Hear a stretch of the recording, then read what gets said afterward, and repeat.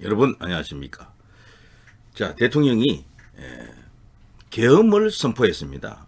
대통령이 행사할 수 있는 권한 가운데 어쩌면 가장 막강한 권한이다 이렇게 이제 볼 수가 있겠는데, 그런데 그 계엄을 선포했을 때는 그 나름의 타당한 이유가 있을 거 아니에요. 이유가 사실 중요하거든요. 그 대통령이 어느 날 갑자기 천둥벼락을 쾅 하고 쳤습니다. 계엄이다, 비상계엄이다. 그래서 이제 비유하자면 손가락으로 저기를 봐라 하고 해를 가리켰거든요. 근데 사람들은 해를 안 보고 손가락만 지금 보고 있는 거야. 지금 손가락만, 계엄만 보고 있는 거예요. 계엄 그 자체, 계엄의 이유 목적을 안 보는 거예요. 지금 우리 지금 언론이 보도하는 내용을 보십시오.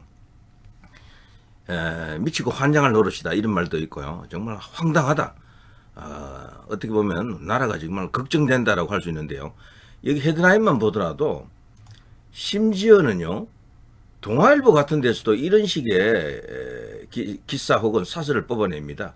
동아일보, 윤 망상 헤어나오지 못해 헌법재판소 민주주의 퇴행을 바로잡아야, 이런 제목의 기사 혹은 오피니언 리더들의 칼럼을 버젓이 지금 내걸고 있습니다. 심지어 여기 보면요, 동아일보는 또 이런 것도 있습니다. 윤 검 출석 거부 헌재 오늘 첫 탄핵 회의라고 제목을 놓고 또 엄청나게 윤을 또 비난하는 그런 내용이 또 있고요. 중앙일보, 대통령 검찰 소환 불응 계속된 체포를 진지하게 검토하고 있다. 진짜로 이제 이 실전 상황으로 체포를 하려고 한다. 뭐 이런 내용도 있고, 한국일보, 윤 탄핵이야말로 바로 민주주의를 살린 것이다. 이제 경제 민생을 살리자. 뭐 이런 것도 있고. 그러니까 모든 언론이 대통령에 대해서 비판적입니다. 우호적인 언론은 스카이데일리, 뉴데일리 정도 아주 극히 제한되어 있어요. 근데 그런 언론들은 인터넷 이제 언론들이잖아요. 그 메이저급 언론 중에서 대통령에게 뭔가 우호적이지 않다 하더라도 객관적으로 중립적으로 기사를 작성하는 언론사는 현재까지 없습니다. 조선중앙동아를 보더라도 전혀 없습니다. 자, 이런 속에서 대통령이 그야말로 충격의 대반격 카드가 나올 것인가? 계엄 선포 자체가 엄청난 승부수거든요. 이거는 그야말로 대통령이 던질 수 있는 최후의 패를 깐 겁니다.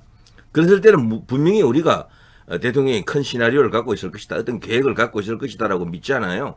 이제 그게 성공할 것으로 이제 믿고 희망을 계속 이제 가져야 되겠죠. 지금 일어나고 있는 이 모든 일이 대통령의 원래 계획 속에 들어 있었다라고 생각하시고 끝나기 전에는 끝이 아니다. 계속해서 이제 대통령이 원래 의도한 국가 정상화 그리고 부정선거, 이것을 드러내야 될 겁니다. 자, 그런데요, 정말 대단한 어떤 인물 한 사람 소개해 드리겠습니다. 바로 유영하 의원인데요.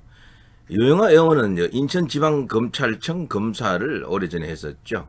국가인권위원회 상임위원도 했었고요. 요게 이제 유영하 의원에 있어서 가장 큰 공직 경력이었었는데 이제 국회의원을 추가했죠. 그동안 국회의원 선거에서 몇 번 나가서 다 떨어졌었죠. 박근혜 대통령이 특별히 이 유영하 의원을 당선시키려고 무던히 애를 썼었는데 간발의 차로 떨어지더라고요. 자, 그런데 드디어 이제 국회에 입성했는데, 근데 이 유영하 의원을 주목해야 되는 것이요, 이 사람의 목소리가 사실 박근혜 대통령의 목소리다라고 해도 과언이 아닙니다. 박근혜 대통령이 신뢰하는 딱 한 사람이에요. 정치적 이유로 신뢰하는 딱 한 명이더라고 보니까. 박근혜 변호인 유영하, 뒤통수 더럽고 치졸하다. 탄핵한 의원들은 전부 떠나라. 당을 떠나라. 당장 떠나라. 이렇게 지금 일갈하고 있습니다. 뒤통수를 쳤다, 등에 칼 꽂았다, 이런 식이죠.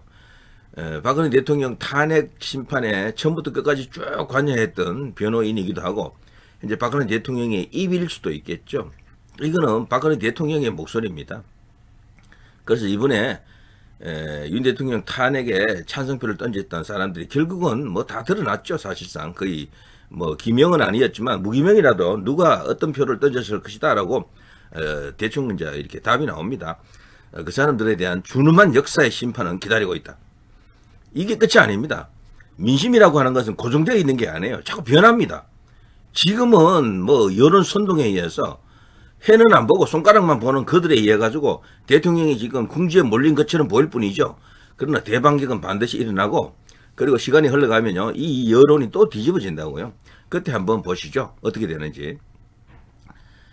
자, 당론을 따르지 않고 뒤통수를 친 자들, 정말 더럽고 치졸하다. 정말 유영아 의원이 센 발언을 하더라고요. 센 발언. 비겁한 자들과 당을 같이 못한다. 이런 식의 제목 쫙 나와 있죠. 지금까지도 역겨움이 가시질 않는다. 이런 식으로 했던데, 자, 유영아 의원의 생각은 바로 대통령의 생각이다 라고 생각합니다. 이번에 한동훈 계를 중심으로, 친한을 중심으로 탄핵을 많이 찬성했다라고 지금 알려져 있습니다. 저는 이 사진 한 장이 모든 걸 말해준다라고 생각합니다. 장동혁 같은 이런 채권 중에 채권, 제1의 채권이었죠. 이 채권마저도 한동훈으로부터 등을 돌리게 한 대사건이었습니다. 이번에는.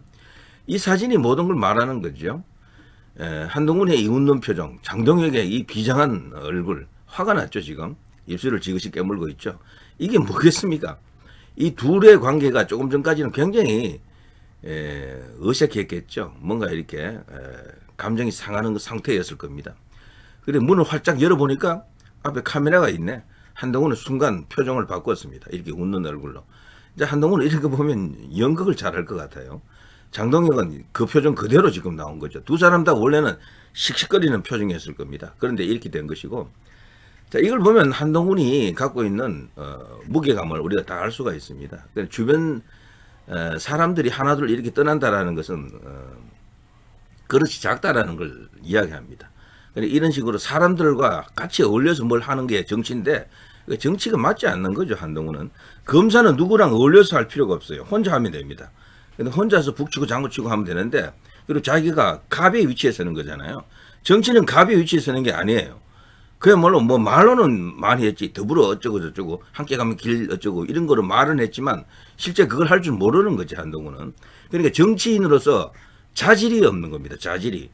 정치인 자질은요, 머리 좋다고 나오는 게 아니에요. 그걸 기본적으로 몸에서 그게 체화되어 있어야 됩니다. 자랄 때부터 정치인으로 성장할 수 있는 사람들은 사람 만나는 거 좋아하고 어울리는 거 좋아하고 이런 사람들이 있어요. 사람 만나는 걸 일단 즐겨야 돼요. 그리고 경조사 챙기는 게 이런 것도 잘하고 뭐 이런 사람들이 있어요. 술도 좀 잘 마시고 뭐 이런데 한동훈은 그런 면에서 전부 아니거든. 전부. 그런 길을 걸어온 게 아니에요. 혼자 외톨이 같은 히키코모리라 그러지. 방구석에 처박혀가지고 혼자 세계 속에 빠져 있는 그런 인물로 지금 쫙 지금 알려져 있습니다. 오죽했으면 대통령이 한동훈에게 그런 말을 했겠습니까? 지난번에 용산에서 그때 만났을 때 정치인은 정치를 하고자 한다 그러면은 경조사도 함께 이제 챙겨야 되고 함께 가야 되고 이런 말도 했다 그러잖아요. 그 말을 왜 꺼냈겠습니까? 사회성이 없다라는 거죠. 사회성이. 그리고 함께 더불어라고 하는 것을 실천해 본 적이 없는 사람이 말로만 하다 보니까 주변에 있는 핵심 측근들까지 다 지금 떨어져 나가는 겁니다. 이거 자체가 벌써 정치에 들어오면 안 되는, 정치에 발을 들이면 안 됐을 사람이다. 그냥 검사를 계속 하다가 퇴임하고 변호사를 하든가 자기가 원래 하고 싶어 했던 대학 강단으로 가서 뭐 강의를 하든가 이런 걸 했어야 될 인물인데 엉뚱하게 비대위원장이 되면서 인생이 나락으로 떨어지는 것 같습니다. 지금 한동훈 지지자들은 뭐 그래도 지금 한동훈 말고 누가 있느냐 자꾸 이러더라고요. 이제 곧 대통령이 탄핵이 이제 이렇게 마무리되고 헌재가 탄핵 인용을 해버리고 뭐 조기 대선이 열릴 경우 국민의힘에서 내세울 선수가 한동훈 말고 누가 있느냐 이러는데 천만의 말씀 만만의 콩떡입니다. 시하고 셌습니다.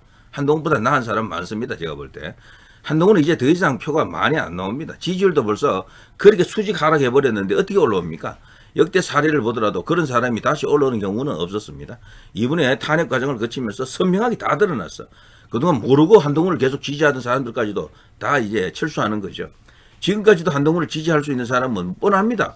그동안 국민의힘 지지자가 아니었을 겁니다. 외부에서 왔거나 국민의힘 지지자라도 우파 성향이 아니거나 이런 사람들이에요. 그래서 지금 7% 8% 이렇게 나오는데 거기서 더 떨어질 가능성도 있어요. 한동훈은. 그럼 뭐 끝이지 뭐. 어떻게 뭐 한동훈이 조기 대선이 열릴 때 보수에서 국민의힘에서 1위를 할 것이다. 어떻게 그렇게 생각할 수 있겠습니까? 저는 다른 사람이 다른 여러 어떤 그 노련한 경력자들은 많잖아요. 거기다가 또 새로운 어떤 제3의 카드도 등장할 것 같고 한동훈에 의한 어떤 독주는 일어나지 않는다 이런 생각을 이제 해봅니다. 자 아무튼요 유영하의 이 목소리가 바로 박근혜 대통령의 목소리고 이명박 대통령의 목소리입니다. 여기에 함께했던 그러니까 탄핵에 함께했던 그 정치인들 그리고 한동훈 같은 저런 정치인들은 국민의 눈높이를 끊임없이 이야기했지만 정작 그들이 보듬어야 될 진짜 국민들은 모르는 거죠. 국민의힘에 왔으면요 여기 국민의힘을 지지하는 기본 지지층의 생각을 먼저 읽어야 됩니다. 그거는 국민이 아닙니까 그러면은?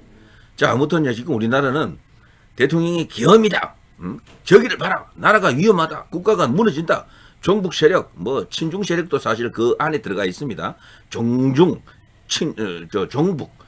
그리고 부정선거 이런 어떤 거대한 어떤 이슈를 던졌는데 그거에 대해서는 전부 입 닫고 손가락만 대통령 손가락이 어떻게 생겼니 이런 것만 지금 떠들고 있는 것이나 마찬가지다. 한심하기 짝이 없죠. 이것을 세상에 드러냈고 이것을 통해서 나라를 완전히 정상화시키겠다. 누군가 가야 할 길이라면 내가 가겠다. 누군가 해야 할 일이라면 내가 하겠다. 그게 윤 대통령의 말입니다. 벌써부터 이제 그런 심정으로 매를 맞더라도 비난을 받더라도 그 길을 뚜벅뚜벅 가겠다라고 벌써 선언을 해놨어요. 오래전에. 자 그거를 단행했던 겁니다. 자 그게 이제 약간의 차질이 생겨서 조금 탄핵 과정에서 이런저런 어떤 아름답지 못한 그런 상황도 연출되고 있습니다만 그러나 이 모든 것들이 대통령의 기본 얼개 기본 어떤 구상 속에 들어있을 것이다 라고 믿고 지금도 계속해서 저들과의 일전을 계속해서 겨뤄야 되겠죠. 자 누리 PD 김준희였습니다.